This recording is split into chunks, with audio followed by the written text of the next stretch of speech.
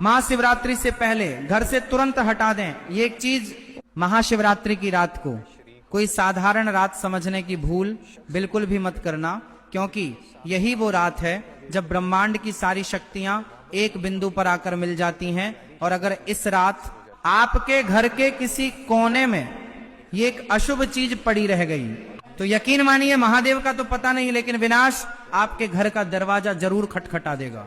रुकिए और बहुत ध्यान से सुनिए मेरी बात को, क्योंकि आज मैं आपको डराने नहीं बल्कि जगाने आया हूं। शास्त्रों में स्पष्ट लिखा है कि महाशिवरात्रि के दिन शिव और शक्ति का मिलन होता है, और इस दिन ग्रहों की चाल कुछ ऐसी होती है कि ब्रह्मांड में बहने वाली ऊर्जा सीधे ऊपर की तरफ उठती है, जिसे हम अपवर्ड एनर्जी कहते हैं। ऐसे में अगर आपके घर में ये 4 चीजें मौजूद हैं जो मैं आज आपको बताने वाला हूं, तो वो उस दिव्य ऊर्जा को जहर में बदल देंगी।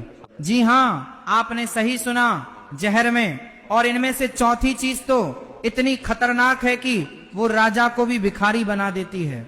हो सकता है वो चौथी चीज इस वक्त आपके घर के मुख्य दरवाजे के ठीक पीछे छिपी बैठी हो और आपको खबर तक ना हो। तो अगर आप नहीं चाहते कि इस महाशिवरात्रि पर आपकी पूजा व्यर्थ जाए और आपके परिवार पर कोई भारी विपत्ति आए, तो अगले कुछ मिनट अपनी जिंदगी के सबसे महत्वपूर्ण मिनट मानकर इस वीडियो को अंत तक देखना। आज हम उन 4 चीजों को जड़ से उखाड़ फेंकेंगे जो आपकी तरक्की के रास्ते में पहाड़ बनकर खड़ी हैं। मित्रों, हमारे प्राचीन शिव पुराण और वास्तु शास्त्र में घर की पवित्रता को लेकर बहुत कड़े नियम बताए गए हैं। महाशिवरात्रि वो मौका होता है जब भगवान शिव अपनी समाधि छोड़कर पृथ्वी पर भ्रमण करते हैं। अब आप ही सोचिए, अगर साक्षात महाकाल आपके घर के द्वार पर आए और वहां नकारात्मक ऊर्जा का अंबार लगा हो, तो क्या वो अंदर प्रवेश करेंगे? बिल्कुल नहीं। उल्टा उस घर पर रुद्र की क्रोधी दृष्टि पड़ सकती है। इसलिए आज हम एक एक करके उन 4 चीजों के बारे में जानेंगे जिन्हें आपको महाशिवरात्रि की पूजा शुरू करने से पहले हर हाल में घर से बाहर निकाल देना है। सबसे पहली चीज जो आपको तुरंत अपने घर से हटा देनी है वो है खंडित मूर्तियां और टूटा हुआ कांच। अक्सर हम देखते हैं कि लोग अपने पूजा घर में या घर के शोकेस में टूटी हुई मूर्तियों को भी संभाल कर रखते हैं, क्योंकि उनकी भावनाएं उससे जुड़ी होती हैं। लेकिन भावनाओं में बहकर आप बहुत बड़ी गलती कर रहे हैं। वास्तु शास्त्र के अनुसार खंडित मूर्ति यानी टूटी हुई मूर्ति राहु का प्रतीक मानी जाती है, और राहु वो ग्रह है जो जीवन में अचानक आने वाली दुर्घटनाओं का कारक है। जब आप टूटी हुई मूर्ति की पूजा करते हैं या उसे घर में रखते हैं, तो आप अनजाने में ही दुर्भाग्य को न्योता दे रहे होते हैं। महाशिवरात्रि के दिन जब वातावरण में शिव तत्व की प्रधानता होती है, तब ये टूटी हुई चीजें नकारात्मक ऊर्जा को चुंबक की तरह खींचती हैं। अगर आपके घर में कोई ऐसा आईना है जिसमें दरार आ गई है या कोई खिड़की का कांच चटका हुआ है, तो उसे आज और अभी बदल दीजिए। टूटा हुआ कांच रिश्तों में दरार डालता है। ये घर के सदस्यों के बीच मानसिक तनाव पैदा करता है। याद रखना मेरे दोस्तों, महादेव पूर्णता के प्रतीक हैं। वो शून्य भी हैं और अनंत भी। उनकी पूजा में खंडित चीजों का कोई स्थान नहीं है। अगर आपके पास कोई ऐसी मूर्ति है जो खंडित हो गई है, तो उसे किसी पवित्र नदी में विसर्जित कर दें या किसी पेड़ के नीचे आदर सहित रख दें, लेकिन घर में बिल्कुल ना रखें।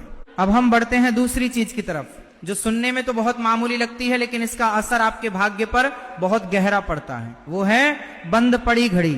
जी हाँ, आपके घर की दीवार पर टंगी हुई वो घड़ी जो महीनों से बंद पड़ी है, या वो कलाई घड़ी जो खराब होकर दराज में धूल खा रही है। आपको शायद अंदाजा भी नहीं है कि ये बंद घड़ी आपके वक्त को कैसे रोक रही है। भगवान शिव को महाकाल कहा जाता है। महाकाल का अर्थ है समय का देवता। समय ही शिव है और शिव ही समय है।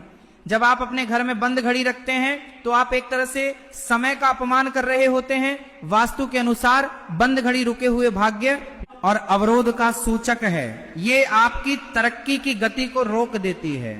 आपने अक्सर महसूस किया होगा कि आप मेहनत तो बहुत करते हैं, लेकिन उसका परिणाम आपको नहीं मिलता। काम बनते बनते बिगड़ जाते हैं। इसका कारण कहीं ना कहीं आपके घर के किसी कोने में पड़ी वो बंद घड़ी हो सकती है। महाशिवरात्रि से पहले अपने घर की सारी घड़ियों को चेक करें। अगर कोई घड़ी खराब है तो उसे ठीक करवाएं या फिर घर से बाहर कर दें। घड़ी की सुइयां हमेशा चलती रहनी चाहिए, ठीक वैसे ही जैसे आपकी सांसें और आपका भाग्य। अगर आप चाहते हैं कि महाकाल का आशीर्वाद आप पर बना रहे और आपका बुरा वक्त अच्छे वक्त में बदल जाए, तो इस महाशिवरात्रि से पहले अपने घर के समय को ठीक कर लीजिए। चलिए अब बात करते हैं तीसरी चीज की, जो सीधे तौर पर आपके स्वास्थ्य और घर की सुख शांति पर हमला करती है। वो है सूखे हुए पौधे या मुरझाए हुए फूल। मित्रों, प्रकृति शिव का ही रूप है। हर हरे भरे पौधे में प्राण बसते हैं, जिसे हम प्राण शक्ति कहते हैं। लेकिन जब कोई पौधा सूख जाता है या मर जाता है तो वो घर में मृत्यु की ऊर्जा यानी डेड एनर्जी छोड़ने लगता है। महाशिवरात्रि जीवन का उत्सव है। इस दिन हम उस शिव की आराधना करते हैं जो मृत्युंजय हैं, जिन्होंने मौत को भी जीत लिया है। ऐसे पावन मौके पर घर में सूखे हुए कांटेदार पौधे या मुरझाए हुए फूल रखना बहुत बड़ा अपशकुन माना जाता है। खास तौर पर अगर आपके घर में तुलसी का पौधा सूख गया है तो ये बहुत ही चिंता का विषय है। सूखा हुआ तुलसी का पौधा इस बात का संकेत है कि घर पे कोई विपत्ति आने वाली है या घर की लक्ष्मी नाराज है। इसलिए महाशिवरात्रि से पहले अपने घर के गार्डन या बालकनी को अच्छे से देख लें। अगर कोई पौधा सूख गया है तो उसे हटा दें और उसकी जगह नया हरा भरा पौधा लगाएं। भगवान शिव को बेलपत्र बहुत प्रिय है, लेकिन ध्यान रहे कि पूजा में चढ़ाया गया बेलपत्र भी सूखा हुआ नहीं होना चाहिए। घर में ताजे फूल और हरे पौधे सकारात्मक ऊर्जा का संचार करते हैं और शिव की कृपा को आकर्षित करते हैं। इसलिए इस महाशिवरात्रि अपने घर को जीवंत बनाएं, ना कि मुर्दा चीजों का संग्रहालय। और अब हम आप पहुंचे हैं उस चौथी और सबसे खतरनाक चीज पर, जिसका मैंने वीडियो की शुरुआत में जिक्र किया था। ये वो गलती है जो आज के समय में लगभग हर दूसरा इंसान कर रहा है।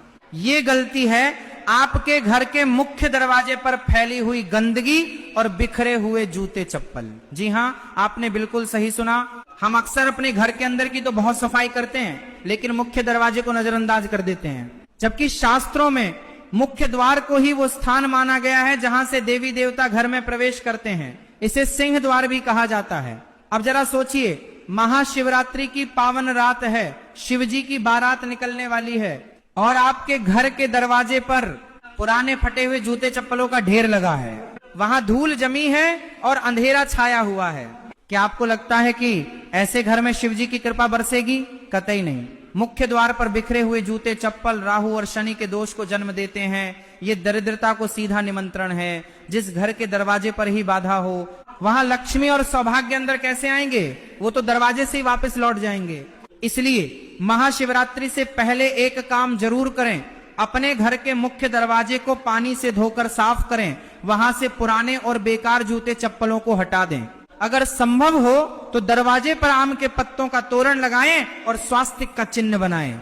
याद रखिए, मुख्य द्वार सिर्फ आपके घर का रास्ता नहीं है, बल्कि आपके जीवन में खुशियों के आने का रास्ता है।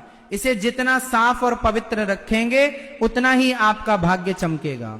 लेकिन बात यहीं खत्म नहीं होती। इन 4 चीजों को हटाने के अलावा भी एक बहुत ही गुप्त बात है जो आपको महाशिवरात्रि की पूजा के दौरान ध्यान रखनी है।